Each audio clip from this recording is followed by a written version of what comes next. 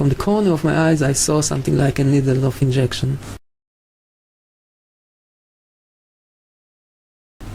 Right in the beginning, when they beat me, already broke my ribs. What's making me my breathing very hard, painfully.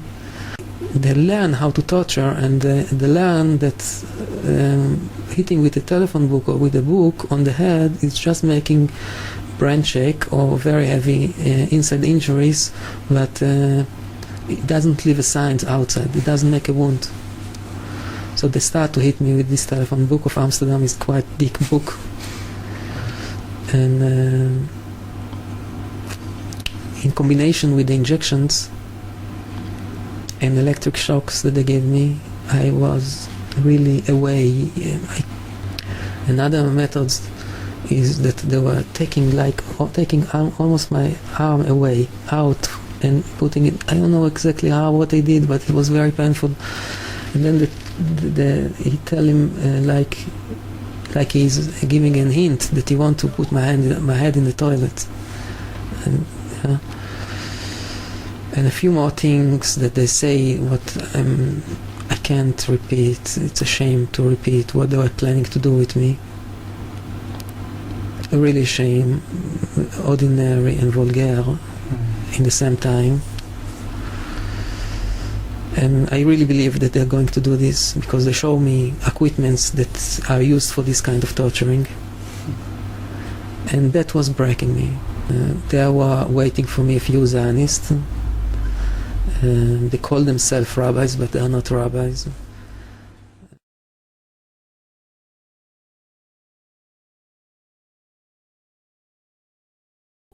Judaism is a religion, a spirituality to serve God, thousands of years old. Zionism is only around 100 years old. It is the transformation from religion to nationalism, to materialism, created by non-religious Jews who hated the religion. And they really didn't want Judaism. They didn't even want to make their state in Palestine, only in Uganda at the first meetings. The reason they used the name Israel, the Star of David, hijacking, stealing the identity of Judaism and the Jewish people, is in order to get a legitimacy for their existence, that people should say, oh, it's God given to them, and that they should put fear and intimidate people from speaking up against their actions because they'll call them anti-Semitic. Because they hate Israel just as they hate the Jewish people. It couldn't be anything further from the truth. As I say, the best friends of the Jewish people is Turkey. The best friends of the Jewish people is all the Muslim countries who've helped the Jews all the time when they ran away from their problems in other lands. So how could you say this? It's something totally different. It's a political, selfish, flawed movement called Zionism that has no legitimacy to exist. It's against the Torah. Maybe just say one thing. It's against the Torah in its essence. The concept for Jews to have a state is expressly forbidden in the Torah, in the Jewish teaching, since the destruction of the temple 2,000 years ago. We were told by the Almighty in a prophecy of King Solomon, and that we are forbidden to have our own entity, our own state, our own kingdom, even in an uninhabited land. And this was held by all Jews around the world for thousands of years. And it makes it worse, compounds the sin, the crime in having the state, because this state of Israel that these nationalists made it in Palestine, made it in a land that was inhabited by the majority Muslim people, by the Palestinian people. So to steal their land, to kill, to oppress, to banish them from the homes, it flies in the face and contradicts everything of the Torah that says thou shalt not kill, thou shalt not steal, that one has to emulate God, be compassionate. So they've used our identity to rebel against God and to desecrate God's name, and to create a rift between Jews and Muslims, and to make a river, an endless river of blood for the Muslims, for the Palestinian people, and anti-Semitism for the Jews, and death for the Jews also. And to create a rift between Jews and Muslims. I mean, the major threat is still Islamicism. And to make a river, an endless river of blood Let me tell you, friends, our government believes that those who threaten Israel also threaten Canada. This is unfathomable and unacceptable in no manner. Is it true that you are against the whole concept of Israel as a state? That is not only, when you say I am, this means the Jews who are true to the Torah across the board in every part of the world. Unfortunately, Israel at 60 remains a country under threat, threatened by those groups and regimes who deny to this very day its right to exist. On June 9, 2013, tens of thousands of Orthodox Jews assembled on the streets of New York City to protest against the existence of the State of Israel. And why? And why, friends? Make no mistake. Look beyond the thinly veiled rationalizations. Because they hate Israel just as they hate the Jewish people. All the rabbinical authorities opposed Zionism from day one. As soon as they came up with the concept, the chief rabbis, we have documents, historic documents, the chief rabbi of Historical Palestine, documents, yeah. historical documents, the chief rabbi of Palestine was approached by the United Nations in 1947, and he wrote, "We furthermore wish to express our definite opposition to a Jewish state in any part of Palestine." And this was in 1947, July. And then 3 months later, they saw that they're being ignored by the United Nations. Yeah. And so he sent another letter to the Secretary General in Lake Success, and he said, "We plead with you, at least leave us to the Secretary General, the Jewish Orthodox community comprising 60,000 souls in Jerusalem." Objects to the plea of including Jerusalem in the Jewish state that they want to create. Our community demands that Jerusalem be an international zone under your protection and its residents be free citizens of the international zone. So they said, at least leave us this path. And they were ignored till today. Jews demonstrate, and I think it's important to see, Jews demonstrate and they're getting constantly, till today, they made demonstrations and they're getting beaten by the Zionist police.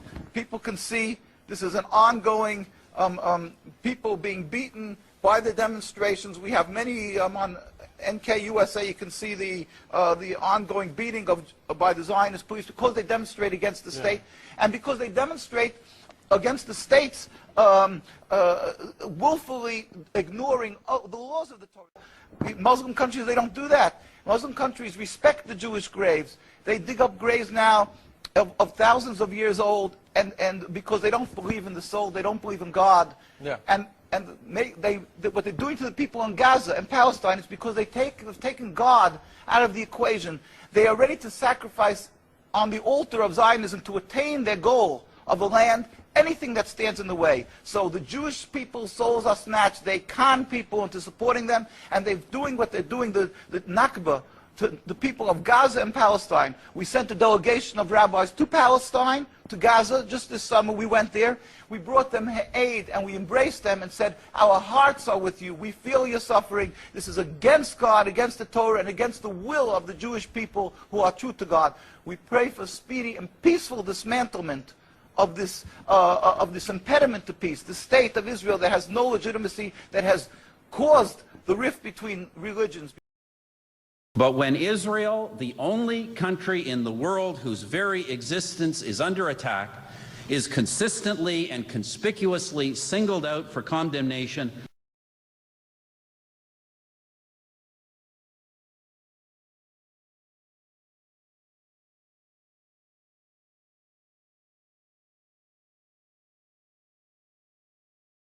I believe we are morally obligated to take a stand.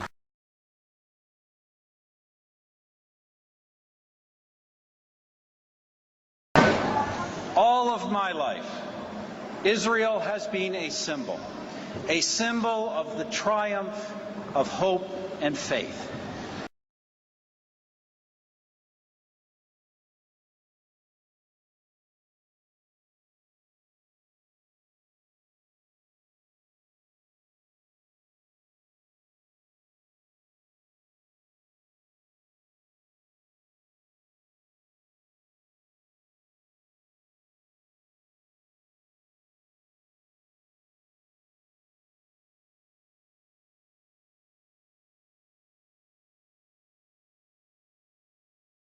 But as long as I am Prime Minister, whether it is at the United Nations, the Francophonie, or anywhere else.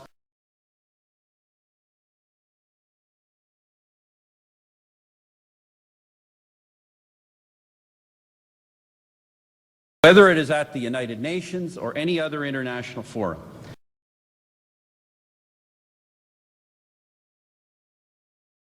Canada will take that stand, whatever the cost.